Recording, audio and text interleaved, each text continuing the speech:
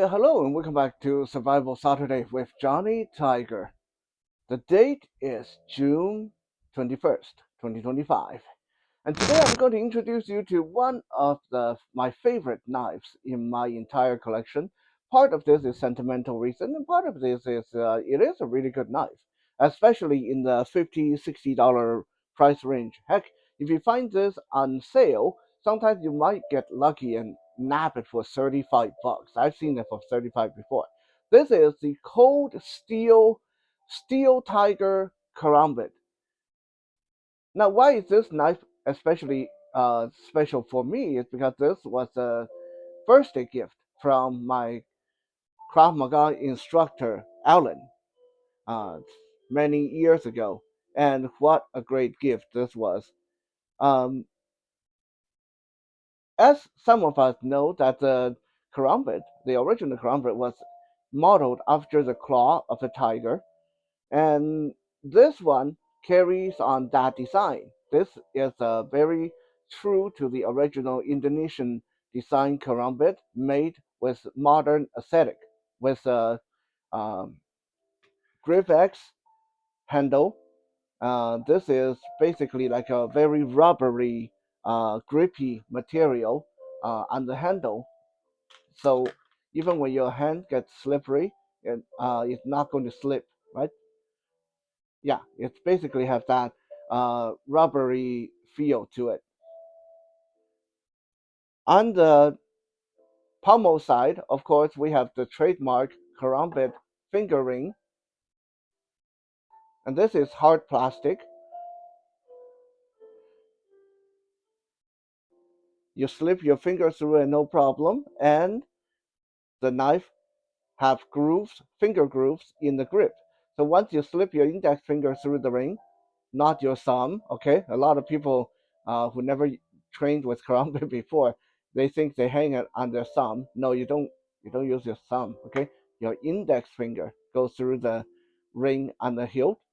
The knife come out from the bottom of your fist, facing forward.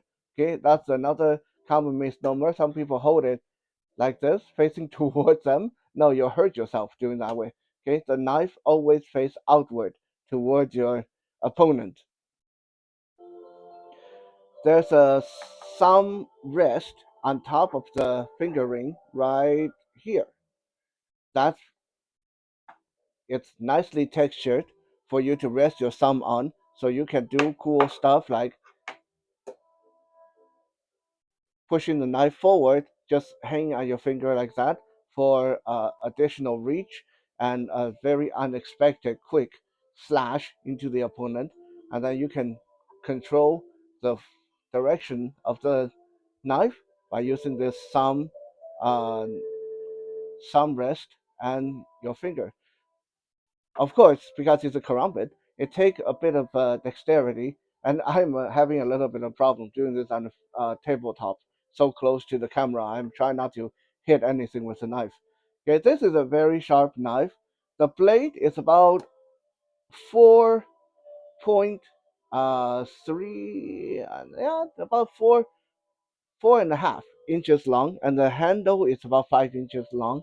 The entire knife, because of it, it's curved, so it's not going to be like 4 plus 5 equals 9. No, the entire knife is actually 8.7 inches long. Uh, One thing I will say is the handle is a tad on the small side for regular grip. As For my hand anyway. If you have a smaller hand than my hand, then you should be okay. But for my hand, you can see that my fingers kind of smooshing like this. Unless I put my pinky through the ring, then this gives me a pretty decent grip, right? Or I put my ring finger through the ring, then I can choke up on the knife and give it a bit of extra reach if I want to do a regular grip. But obviously, because it's a karambit, I'm almost never going to grip it like a hammer grip or saber grip. Most of the time, I'm going to do a commando grip. Oop, bump the camera. Yeah, like that, right? The blade is made of this Aus 8 Japanese steel. stone washed to give it a needle fine point, and we can see the spine of the blade is very very heavy. It's actually quite a thick, yeah, very sturdy, thick spine on this knife.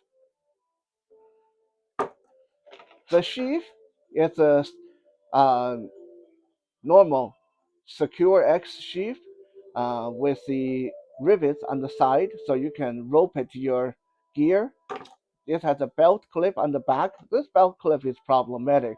Okay, we'll talk about it uh, further down the review, but the belt clip is kind of problematic. When you slide the knife in, like most secure X sheath, it's going to slip in and pretty secure. Okay, like I can hold it upside down, shake it. Yes, I mean I'm sure if I whip it really hard, it's going to come flying out. We don't want to do that. But yeah, I'm jostling it, I'm shaking it. It's pretty secure, right? Um, Personally speaking, I would prefer a nice leather sheath with buckle or snap button secure because of how a karambit have to be drawn. But I mean, this is okay. The problem with a secure sheath like this is you almost always have to draw the knife like a regular knife, so you can use your thumb to push the sheath and the knife come out, and then you have to switch your grip, right? If it's a karambit, it's a little bit tedious.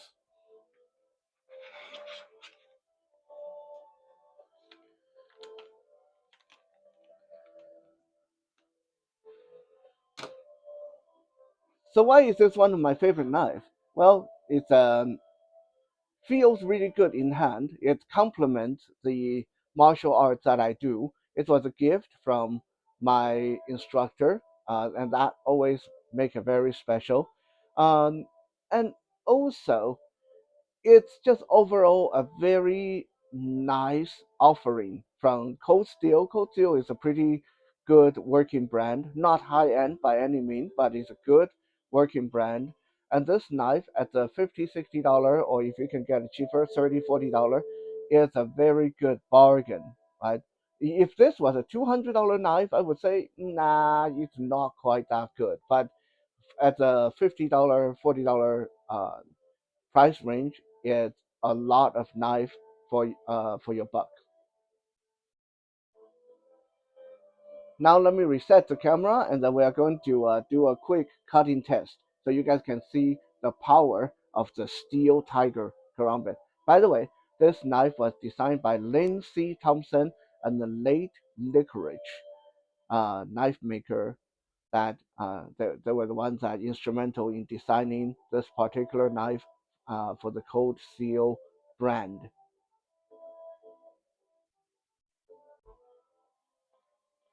Now this is the first time I use this new ring light to record me doing anything in front of the camera.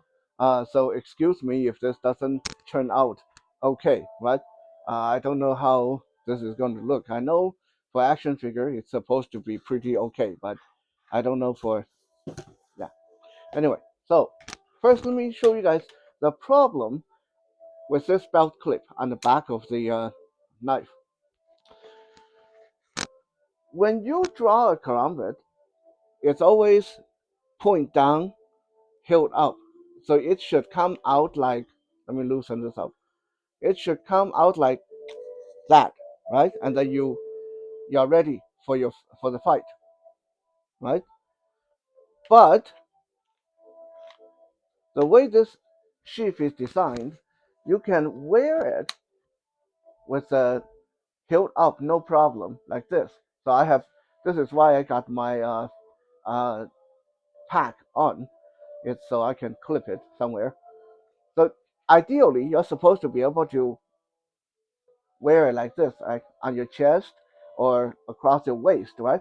And then when you need to deploy the knife, you're supposed to be able to just like that, pull it out, and it's ready. Okay? But this is what's going to happen if you try this with the without loosening the knife first,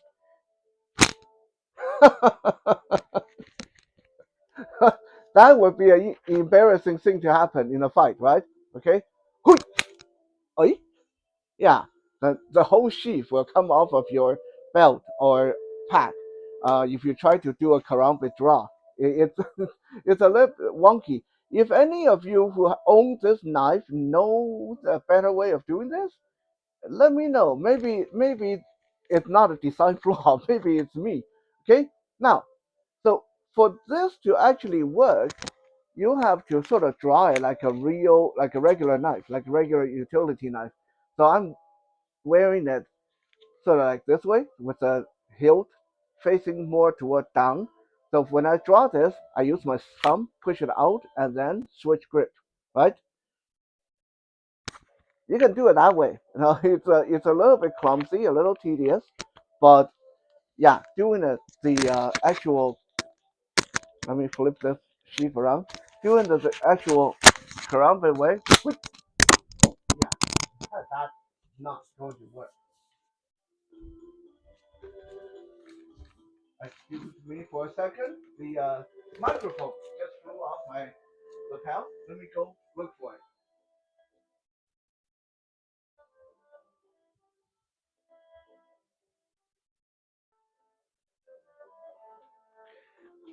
Got too excited with drawing the knife and I forgot I had a lapel microphone on. Oops, blooper. Okay, now the actual cutting test. Because the karambit is not meant to be a utility knife, yes, I know. Originally, it was supposed to be a farming tool, so you can cut the roots and stuff like that. But these days, these karambits are not made with utility in mind. Like, if you guys ever try to use your karambit as a utility knife, you know what I mean. It's very frustrating. Okay, so we're not going to cut anything crazy like cords or plastic, but we still need to do the standard cardboard cutting just to see how good this cuts, right? So we got a nice cardboard, piece of cardboard from the box here, right? Now I'm not going to use it like in the regular grip to cut with this because that's not, again, it's not what it's meant to do. I'm going to cut it using the karambit grip. Look at the entry, look at the injury this is going to leave. Okay, this is not a slash, this is like a wide open wound when you do that. Okay, and all it takes is drive in and twist your wrist and slash back out, right? This is the power of the karambit, my friends. This is the power of a karambit. Why it is a good combat knife. You get this into somebody, that person is not going to do very good. Okay, now you you probably will end up in jail, right? You probably will go to court if you do that to somebody. Um, but hopefully, most of us know that this is the last ditch. If I need to do this to somebody, this better be a life and death situation. Okay, but one of those situations where I'm not even concerned about going to court or going to jail. I just want to survive.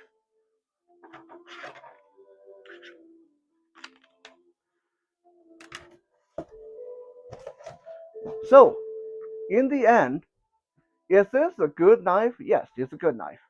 Is it a good utility knife? Well, I have just mentioned several times that this is not meant to be a utility knife. Like, can you use it to open paper or boxes? Yes, you can, but it's going to be a bit messy, right? The cut is not going to be very straight. It's a little bit frustrating because of the curvature. So it's not ideal. It's not meant for that. So no, it's not a good utility knife. Is it a good survival knife? Well, same logic, okay? It's not meant to chop wood or hammer tent stake or gut fish. I mean, you definitely can gut a fish with that, but again, most likely you're going to slice too deep and cut open the intestine and all that stuff. This is like most karambit, made for one function only, which is combat.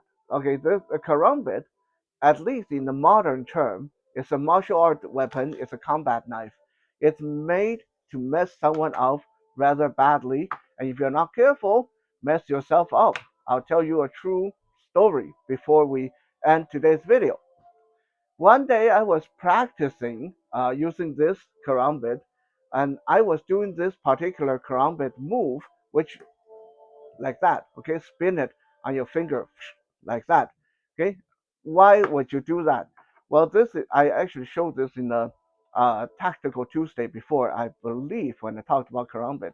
Okay, let's say you got a karambit and you're fighting, and then someone block your hand so you can't, or someone grab your wrist, and then all you have to do is whip the karambit out. See how this will go right into their forearm. Okay, right? Or if you throw a punch with a karambit in your hand, I don't know why you would do that, but let's say you're just thinking about using this as a brass knuckle because this is very good for striking, right? Someone block your hand and you whip this out, the karambit will go right into the shoulder, right? This is why this is, like I said, this is made for combat. Anyway, I was practicing and I did this, and then I don't even know what happened. This slide off my finger, and this knife just came, come back right, spinning back toward my face. Thank God I have a really super good reflex. So when it came back at me, I block it with my hand, and it basically missed my face and throat, but the tip actually grazed my chin right here on the way down. So I ended up having a very small scar on my chin because of this. So, moral of the story, don't train with live blades, okay? No matter how badass or cool you think you are, getting killed by your own blade because you messed up can be a very embarrassing way to go. Thank you for checking out today's episode. I'll be back again later for more Johnny Tiger goodies.